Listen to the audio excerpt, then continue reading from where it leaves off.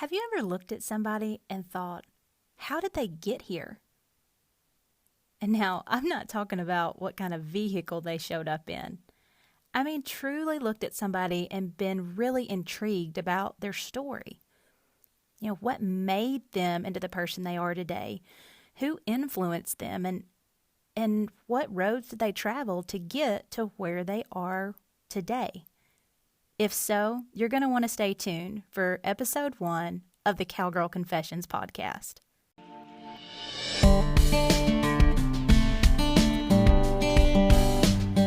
Hey y'all, and welcome. You're listening to the Cowgirl Confessions podcast. I'm your host, Dakota Dawn Johnson, small-town cowgirl with southern roots, blazing a trail as a Midwest ranch wife, mama, and businesswoman. The mission of Cowgirl Confessions is to share the wonderfully wild and western life stories of cowgirls from all walks of life. We'll talk about the highs, the lows, and everything in between when it comes to navigating careers, cowboys, kids, and cattle. Legendary cowgirl Dale Evans said it best. Cowgirl is a pioneer spirit, a special brand of American courage. The cowgirl faces life head-on, lives by her own lights, and makes no excuses. Cowgirls take stands. They speak up. They defend the things they hold dear. A cowgirl might be a rancher, a barrel racer, a bull rider, or an actress. But she's just as likely to be a checker at the local Winn-Dixie, a full-time mother, a banker, an attorney, or an astronaut. If you're into wet saddle blankets, talks with God, buckets full of laughter, and the life lessons learned in the process, kick off your boots and settle in. I pray these stories encourage, empower, and give you just the leg up you need. Here's to embracing the cowgirl state of mind, no matter how wild and western life may get along the way. Hi friends, thank you for being here for the first official episode of the Cowgirl Confessions podcast.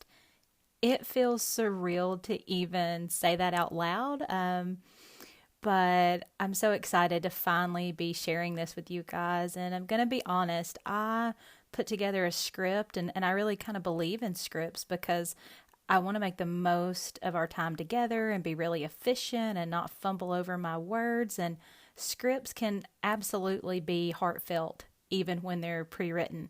But after working on this script for tonight's episode, I just decided I took it as kind of a God wink and him encouraging me to just step out here and share my heart without a script, because no matter how many times I edit it to try to get it just right, it didn't feel right. So here I am coming to you perfectly imperfect, and bear with me and just give me some grace if there's excessive or a little bit of fumbling tonight, because I just want to share with you a little bit, of my personal story, but mainly what, is on my heart and why I started this podcast. I really hope that each time you hear an episode of the Cowgirl Confessions podcast, you feel like you're just sitting in the barn, having a cup of coffee in your thermos or your Yeti with an old friend. Or maybe it's, hey, we're trying to oil some saddles, or whatever it is, that it's just easy. Everything about it's easy, and you're comfortable. You can kick your boots off. It doesn't matter if you got holes in your socks. Like, I just want you to come as you are, because I can assure you that's how I'm going to show up for you. And that's how our guests are going to show up. I'm really excited about you getting to meet each and every woman that will be on the podcast. But first, I'll just tell you a little bit about myself in case we haven't had the opportunity to meet yet. My name's Dakota. I'm 33 years old and reside in Mound City, Kansas with my husband Tyler and our little boy Monroe. We have a feeder calf operation, and then I am actually a sales rep for Ariat International. And so a lot of moving parts in our day-to-day life. I travel a lot, and through all of that, what I love the most about,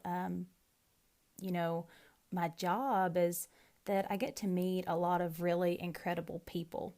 Now, this is the part where I probably should and I could list off a long list of accomplishments and all the things that I've done and kind of what I've been known for in the Western industry and just kind of life in general. And while I will do that at some point, and I could list all those off right now, and all the wonderful things that I've gotten to do, the common denominator in each one of those experiences, whether it was serving as Miss Rodeo USA or working in the press room at the NFR, as well as being a flag girl there, or being the women's breakaway roping director for the IPRA and making the IFR the first year they had the breakaway roping. Whatever I've had the opportunity to do, the common denominator in every single one of those that has really made it worthwhile has been the people. It's been the people that I met and I was in proximity to because of what I was getting to do that really made those moments special and something worth remembering and even telling about. And just all the life lessons learned in the process, it all boils down to people and their stories, which help me make my own stories that are worth telling, in my mind anyway. So I just want to, take a minute to say, when I think of who I am and really what I want to be known for, it's not necessarily all of the things. While yes, I'm really proud and I worked super hard to accomplish the goals and dreams that I have so far in my life, that's not who I am. Those things don't define me. Just like whatever you've accomplished doesn't necessarily define you.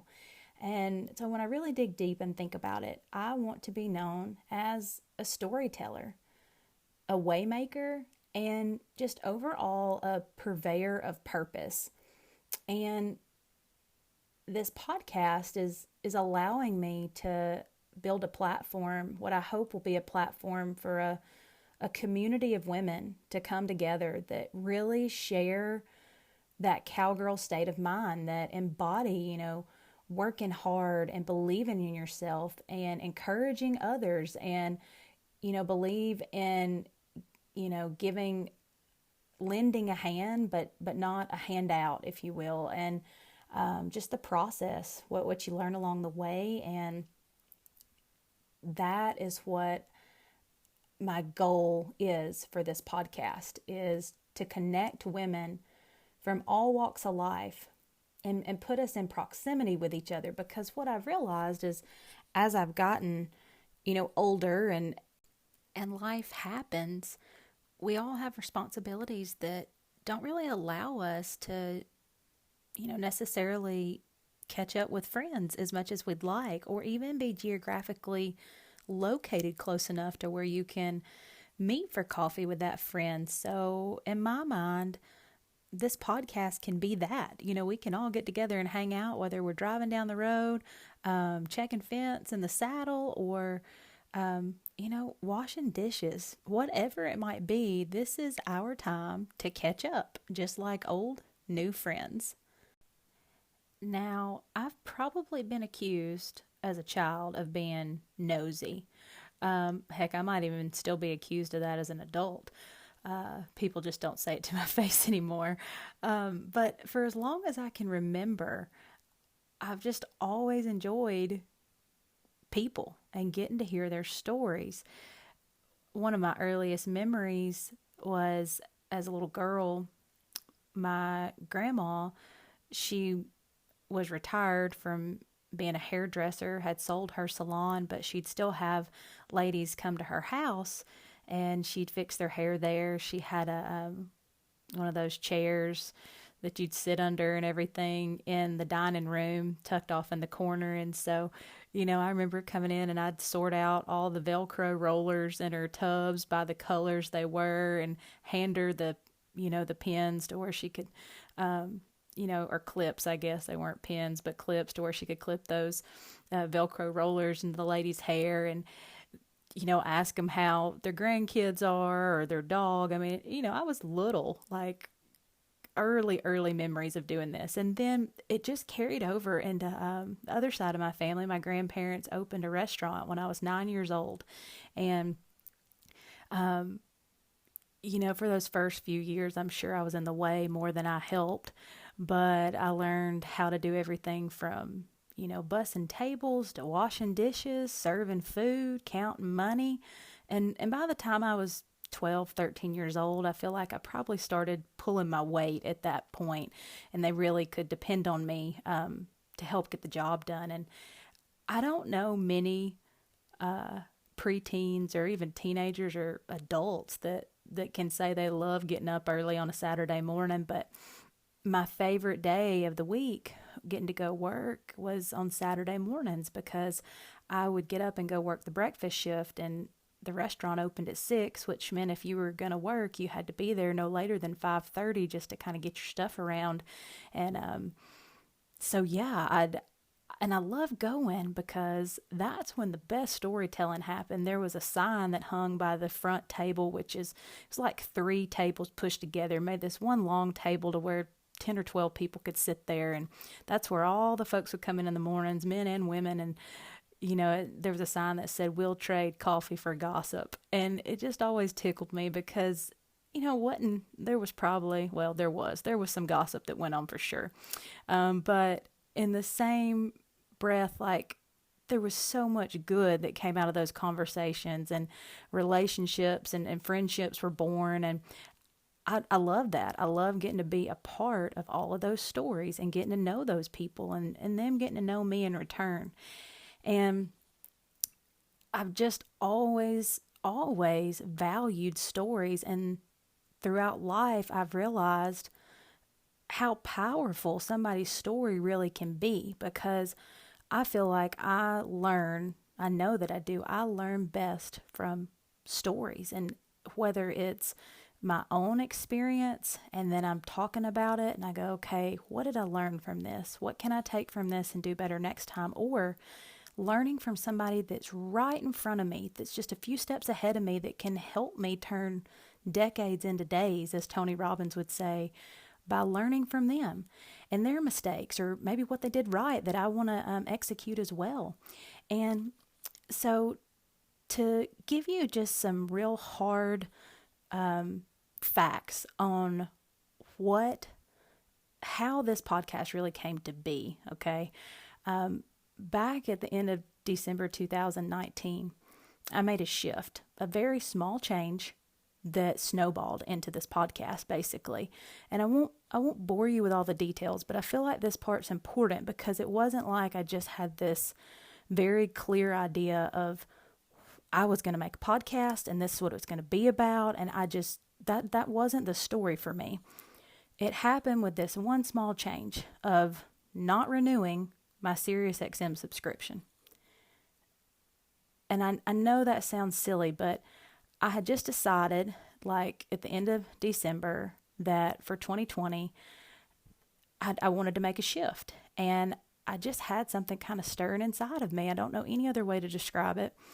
And I decided that with all the drive time I have, I wasn't going to just listen to Prime Country, basically, when I was driving anymore. And hey, I love SiriusXM. Don't have a problem in the world with it. But I was in my truck for hours, still do drive for hours some days. And I wasn't necessarily consuming anything that was teaching me. Now I can sing a mean Delta Dawn. And, for those of you who have heard me karaoke that, God bless you that you still show up and listen and clap sometimes.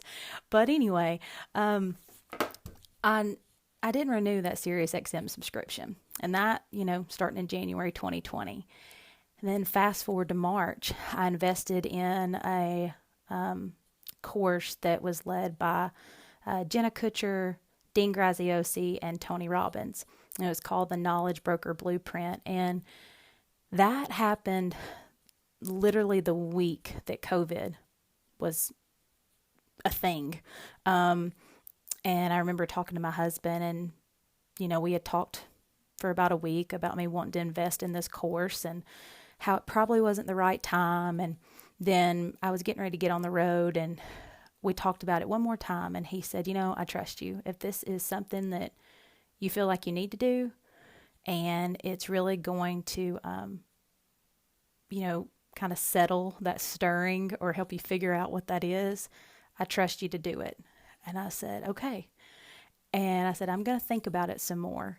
And I had until midnight that night to sign up. And, at like 11:30, last minute, I do it. I, give my credit card information and I'm entered for lack of a better term. And for the next 7 weeks, I was fully immersed in just mindset strategies and keeping a positive mindset. And I never imagined how valuable and life-changing that course would be, and the timing being just spot on, because for the next 9 weeks, I was stuck at home and couldn't do my job the way I had always done it in the past. Much like many of you, I'm sure, the world as we know it changed, and it still hadn't gotten back to what our normal was, and it may not ever. We're all figuring out this new normal, and trying to embrace it the best we can. And so,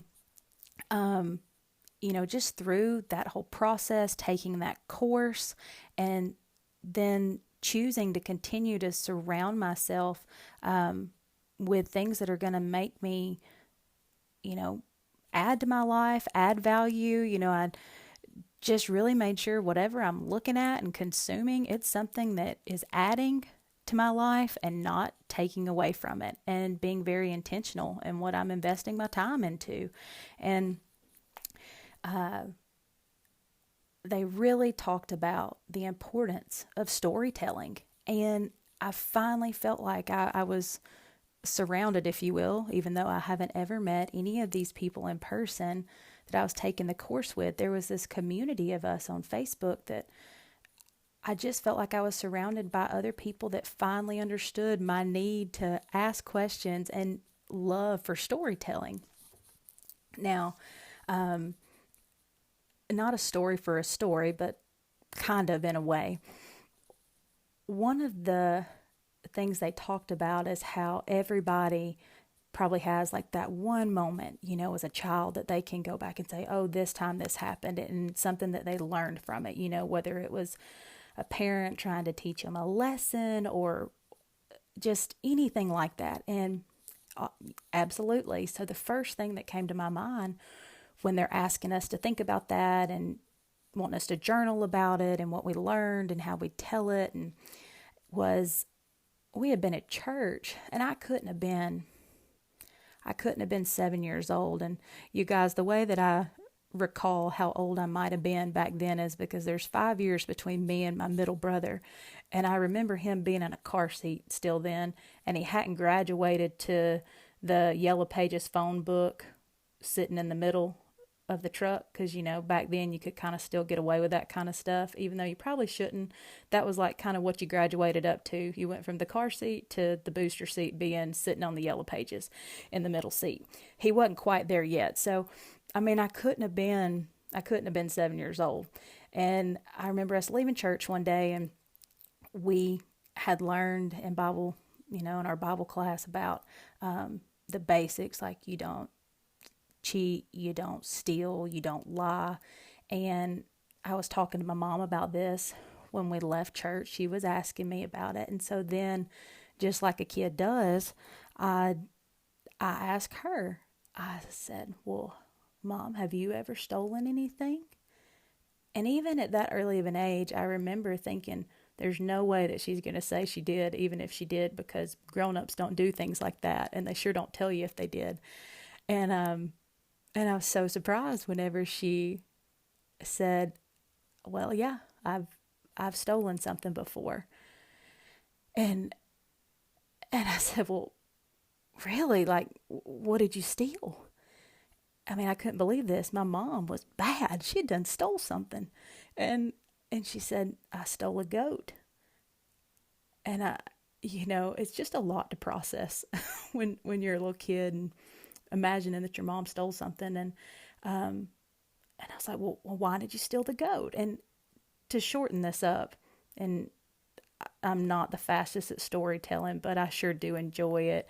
The short version is that she had stole this goat that have been out at Fisher Farms. Any of you that might be listening to this that were good friends of my mom's and grew up with her out at Fisher Farms in Montgomery, Alabama, you might have been the ones that were upset when the goat went missing.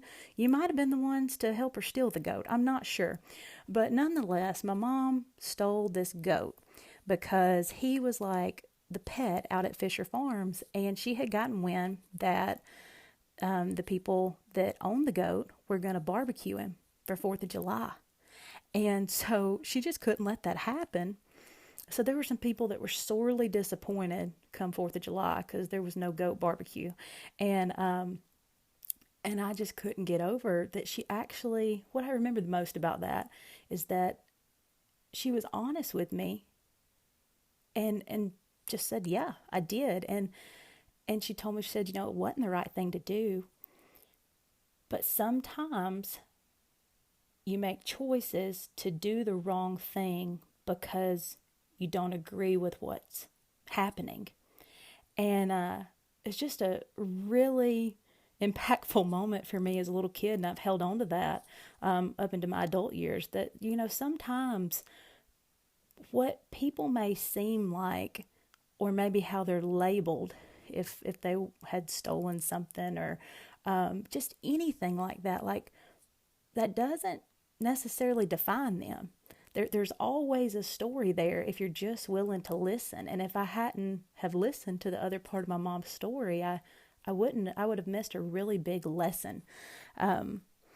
So you guys, thanks for hanging out with me today and just really being a part of what I hope is something that's going to bless each and every person when they listen to this podcast. And I don't know about you, but sometimes it is really easy for me, as hard as I try, to get hung up in what people think or might say. And the one thing I keep going back to that really brings me to my center is thinking about Colossians 3:23. And, in short, it's work as if you're working for the Lord and not for men. And that is what has given me the courage to step out here and do this. And I hope that verse, it can give you the courage to step out there and do whatever you've been sitting on the fence about. It'll give you the courage to step out there and do it too.